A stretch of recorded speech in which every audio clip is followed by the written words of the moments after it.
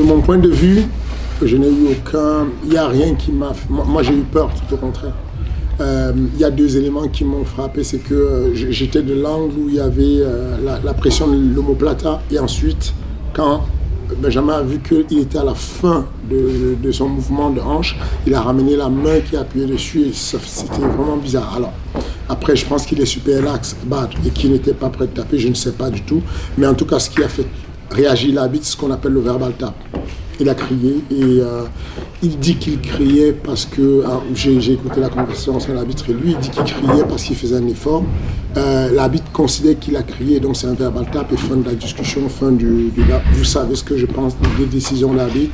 Je le rementionne, je n'y peux rien. Je donne mon avis et je pense que de ce que j'ai vu, c'était mal barré, c'était compliqué à s'en défaire. Si on veut optimiser la performance de Karl, il faut le garder avec les mouvements de judo. Tout ce qui est judo, lui donner juste les points d'ancrage pour qu'il puisse tenir à un moment donné l'adversaire et puis faire des choses dessus.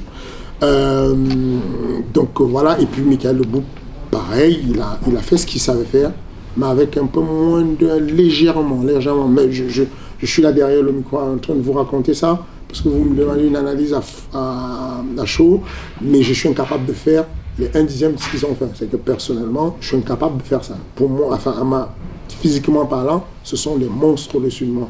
Mais je dis simplement que je les connais, je les ai côtoyés un peu, et on a eu un très beau combat, mais c'est un combat qui est en adéquation avec la temporalité de leur carrière. Il y a un gap quand même. Un gap. J'ai un immense respect pour Michael Lebou. C'est vraiment un animal dans le bon sens du terme. C'est un mec qui ne s'apitoie pas sur son sort, il ne s'apitoie pas sur les douleurs, sur la peine, il fait des trucs. Il est capable de faire des trucs qu'un être humain ne supporte pas. Mais Abdul, ça n'aurait pas d'intérêt. Aujourd'hui, d'ailleurs, ça se voit. J'ai annoncé tout à l'heure sur Twitter que le 20 janvier, Abdul combattait contre Rafal. On a juste à voir le palmarès pour voir ce qu'Abdul demande. Rafal, c'est du très très haut niveau dans la catégorie du dessus. Il a 84 kilos et il est classé super. Au-dessus de Rafal, il n'y a que des mecs à l'UFC et en dessous, il y a des mecs à l'UFC. C'est un tueur qui a été champion de l'essier. Donc voilà ce que Abdul veut aujourd'hui. Il va aller challenger 84 kilos. Il veut aller revenir challenger à 67 si jamais il y a un mec qui est vraiment vraiment très bon et au-dessus. Ou alors il veut l'UFC. Donc je ne pense pas que ça ferait sens. Maintenant, attention, je redis encore, ce qu'on a vu là aujourd'hui, c'est pas n'importe quoi. C'est beaucoup d'intelligence, c'est beaucoup de maîtrise. Karl Amosou est extrêmement puissant. Ceux qui ne savent pas, qui ne se sont pas frottés à lui, ne savent pas de quoi on parle. Je me suis frotté à lui, je me suis entraîné avec lui. Il est extrêmement puissant. Et gérer et défendre les amener au sol comme il a fait, Michael, c'est impressionnant. ARES 11 le 20 janvier, qu'est-ce que j'ai de bien? J'ai le retour d'Amin Ayoub, j'ai le retour de Gilles Odela, j'ai Dagui Imavov, qui va affronter Felipe Colares, qui est un vétéran de l'UFC, qui sort à peine de l'UFC. J'ai le retour de Freddy Kemayo contre Michael Gorguge. Ça va être banger. J'ai le retour de Fessa Dussine. Tekena revient. Il y a un gros combat entre Karim Gadji et puis Amarik. Deux kickers qui ont fait les deux, le Glory. Il y a bien entendu Baisango qui sera sur C4 contre un invaincu qui a 9-0. Je vous mets un suspense dessus, je ne vais pas dire le nom. J'ai le retour de Jordan Zebo qui va refaire le combat qui avait été repoussé contre Maïs Hardy. Il y a un autre combat qui a déjà été signé, validé complètement, c'est Donatello Joseph contre Hugo Guillaume. Et puis voilà. Arrête 12, comment il s'appelle, Mathias Ragnar qui va combattre sur Arrête 12. Il va affronter un kicker qui a une centaine de combats en kick. Il y a Moussab qui revient sur RS12, il y a Bobby Palette qui revient, il y a Aïssader qui va combattre sur RS12. Il y a le retour de Jackie Jeanne aussi, à l'Uniae. C'est déjà pas mal. C'est déjà pas mal. Ouais. Je pense que j'ai pas assez écouté mon coin et j'ai eu beaucoup de mal à démarrer parce qu'à la fin du 3e round, je me sentais vraiment frais. Et mon coin nous répétait souvent qu'il allait chercher la lutte. Et je pensais que vu qu'il était assez fort physiquement, qu'il allait essayer de striker un peu plus. Je ne m'attendais pas qu'il cherche la lutte aussi vite. Et je pense qu'il m'a manqué un peu d'écoute. Moi, dans l'état où je suis, je pense que je peux revenir dès le mois prochain. Parce que j'ai pas eu de bobo. Et je me sens prêt pour tous les fights. Et je vais quand même prendre un peu de recul pour voir ce qui n'a pas été. Et ça, je verrai avec mes coachs et mon manager. Je pense qu'il m'a manqué, comme je disais, le fait de démarrer assez rapidement. J'ai mis beaucoup de temps à démarrer.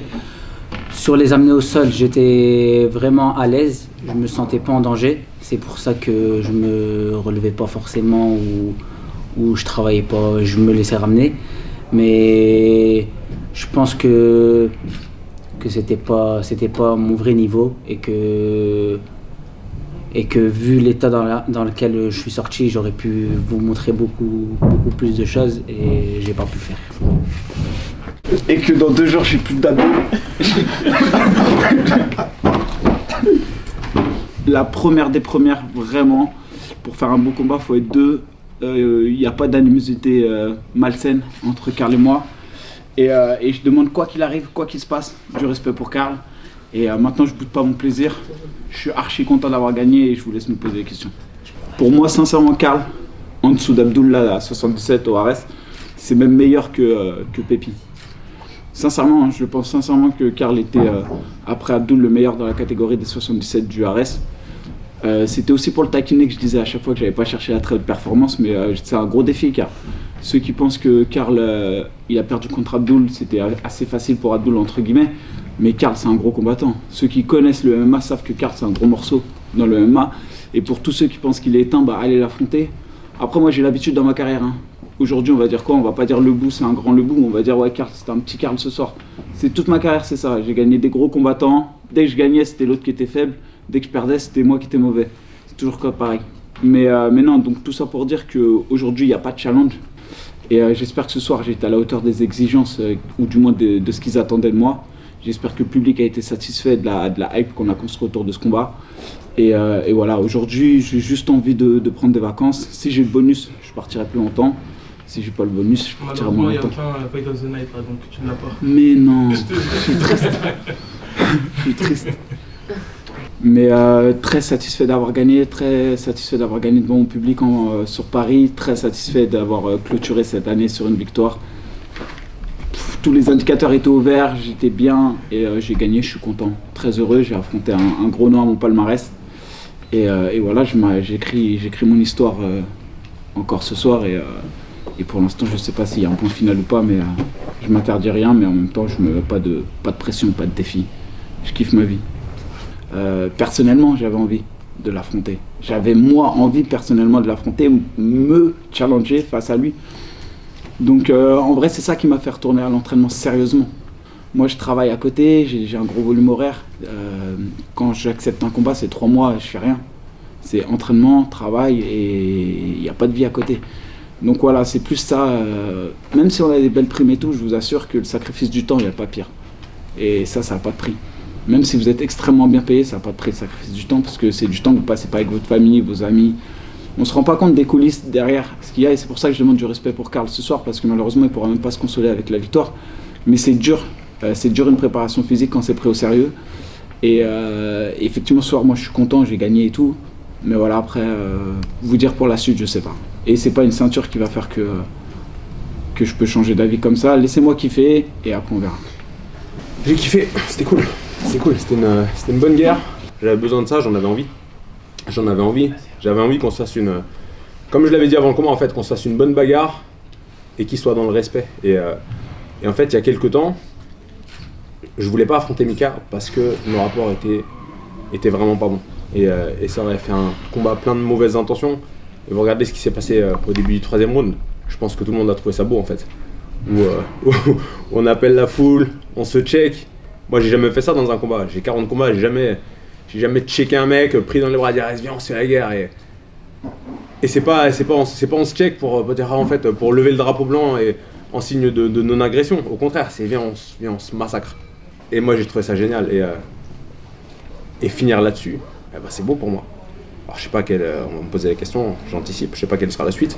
On verra, on parlera avec Guillaume et Lopez. Mais ouais, c'était bien, c'était la guerre et puis comme j'ai dit, ça crée un lien. Et moi aujourd'hui j'ai combattu devant mon petit bébé, devant ma meilleure copine, hein Lisée? Oui. C'était cool ou pas? Oui. Et même si papa il a perdu, qu'est-ce qu'il t'a dit papa? On allait quand même aller faire la fête. On va quand même faire la fête, exactement. Et puis c'est pas grave.